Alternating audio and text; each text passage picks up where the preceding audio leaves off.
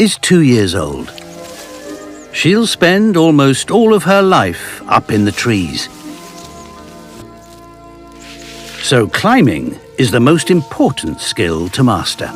In the low branches, she's confident. But orangutan's main food source is fruit.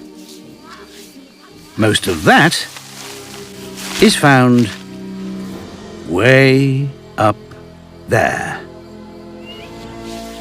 Mum leads the way. She tries to copy every step. It's a good start.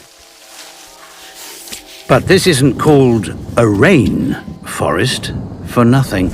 Wet trees make climbing treacherous. No conditions for a beginner. But even this is an opportunity for learning.